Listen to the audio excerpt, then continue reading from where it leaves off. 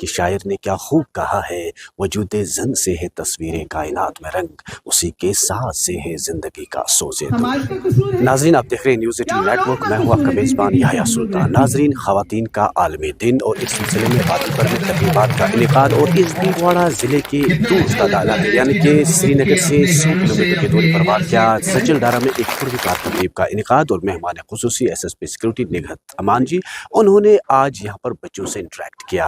यानी कि हमने पहले भी कहा है कि शायर ने क्या खूब कहा है, वजूदे ज़न से है तस्वीरें कायनात में रंग, उसी के साथ से है ज़िंदगी का सोज़े दूर। जी हाँ, इन बच्चियों के पास जो है रोल मॉडल वो यहाँ पर खुद निगहत जी थी, लेकिन इन्होंने इनसे बात की। ख़ास पैगाम हम इनसे जानने की कोशिश करेंगे ख़वातीन के हवाले से, क्योंकि युद्ध खुद भी खातून है। निगहत जी, सबसे पहले यानी कि पूरी वादी में, पूरे मुल्क में, पूरी दुनिया में इस वक्त मनाया जा रहा है, तो इस बीच एक ख़ास पैगाम क्या रहेगा आपके तय, यानी कि ख़वातीन पे कभी हम कहें कि जुल्म ढाए जा रहे हैं, हुकूक सलब किए जाते हैं, आपका क्या ख़ास पैगाम? मेरी नज़र में एज ए पुलिस ऑफिसर मैं तो एक ही चीज़ बता दूंगी कि आपने अपने घर से पेरेंट्स को, अपनी बेटियों को एम्पावर करना है। इस ज़माने की वुमेन एम्पावरमेंट तो चलती रहेगी, लेकिन जिस दिन आपने अपनी बच्ची को घर से एम्पावर किया तो समझो वो ज़िंदगी की हर जंग को लड़ सकती है।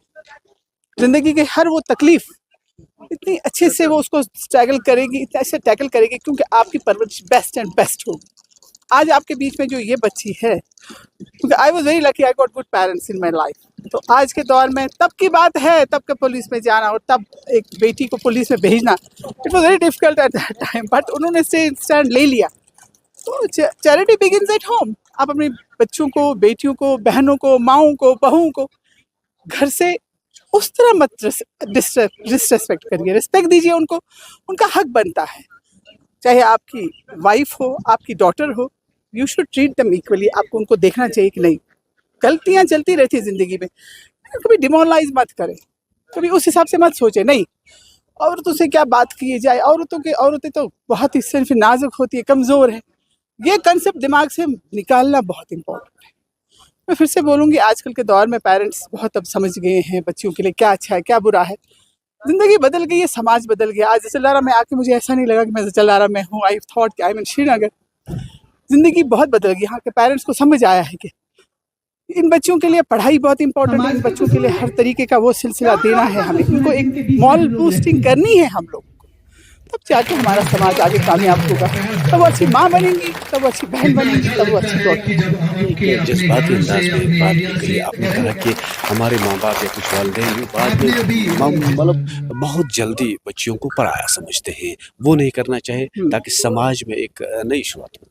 बहुत बड़ी बदकिस्मती है ये साहब की। मैं आपको बता दूं, मैंने खुद एज ए पुलिस ऑफिसर देखा है कि बेटियों के साथ बहुत ज्यादती होती है, अपने पेरेंट्स से भी होती है।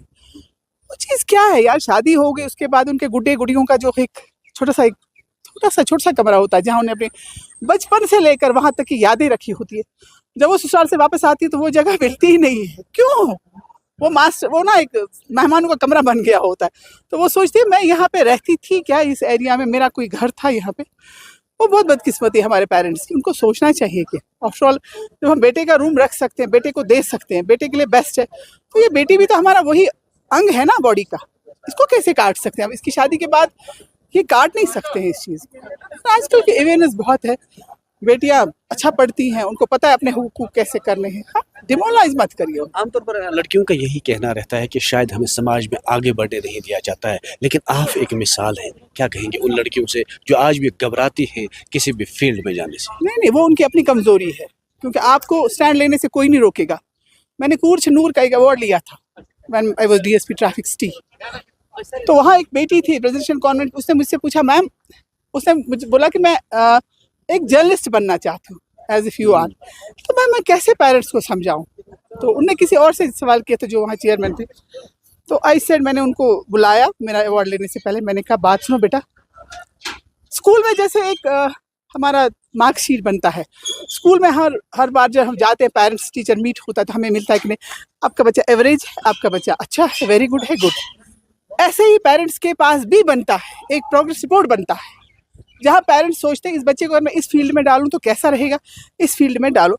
मैं कहा nobody will come for your rescue, it's you yourself. आपको अपने पेरेंट्स को कन्विंस करना है, ना कि बाहर वाला कभी पेरेंट्स को कन्विंस नहीं कर पाएगा, क्योंकि उनको आपके रिजल्ट की पता है आप कहाँ पे फिट हो। कभी पेरेंट्स कहते हैं अरे ये थोड़ा नालायक है, ये थोड़ा अच्छा है, तो वो चीज़ माँ बाप के पास भी एक प्राउड स्पॉट बनती है, तो उस चीज़ को लेके देखें। थैंक यू यार साहब, थैंक यू, बहुत बहुत शुक्रिया बात करने का। साथ मौजूद हैं प्राइवेट स्कूल एसोसिएशन के चेयरमैन जेनवार साहब। इनसे बात करने की कोशिश जेनवार साहब इनसे बात करने की कोशिश करेंगे कि आज इस डे पे आपका पहले क्या खास पैगाम रहेगा दूर अफ्तादा इलाके में, क्या खास पैगाम रहेगा पहले? देखिए, पहली बात खुशी की बात यह है कि इस दूर दराज इलाके में ये जो प्रोग्राम गवर्नमेंट हायर सेकेंडरी में हुआ, ये बड़ी खुशी की बात है। आमतौर पे हम देखते हैं कि टाउन यूनिवर्सिटी में जो प्रोग्राम होते हैं वो आमतौर पे स्पॉन्सर्ड प्रोग्राम हो गए, लेकिन यहाँ स्कूल ने अपना जो ये प्रोग्राम किया खासकर वुमेन्स डे के ताल्लुक से, इससे वाकई दिल को खुशी होती है।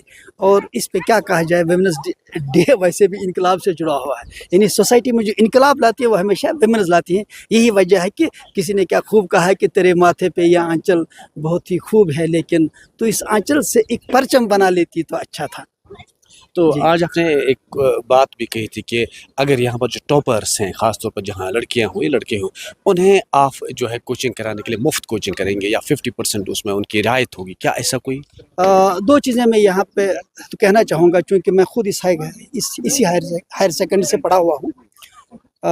मैंने प्रिंसिपल साहब को यकीन दिया कि जितने भी बच्चे यहाँ 12th में हैं, 108 बच्चे को 12th में 50% बच्चों को 50% कोचिंग में रिबेट मिलेगा, कोचिंग फीस में रिबेट मिलेगा।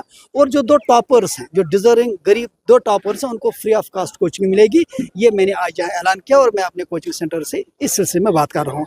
एक बात, दूसरी बात, मैं यहाँ आपकी चैनल के थ्रू एक बार फिर यहाँ के स्टाफ, प्रिंसिपल साहब और यहाँ के बच्चों तक ये बात पहुँचाना चाहूँगा कि ये स्कूल की लेवल पे और स्टूडेंट्स भी खुद टच में रहें डायरेक्टर एजुकेशन के साथ भी, क्योंकि मेरी डायरेक्टर एजुकेशन के साथ रिसेंटली बात हुई और मैंने उनको बता दिया कि जो ऑलरेडी गाइडलाइंस में लिखा हुआ है कि 10% वैसे भी फ्री ऑफ कॉस्ट बच्चों को कोचिंग मिलनी चाहिए, जिस पे हम बात दोबारा कर रहे हैं। लेकिन राइट नाउ हम अपनी तरफ से यहाँ के 50% बच्चों को 50% फ्री ऑफ कॉस्ट कोचिंग देंगे और जो 2 टॉपर्स होंगे, जो गरीब बच्चे होंगे, उनको फ्री ऑफ कॉस्ट कोचिंग मिलेगी। Thank you.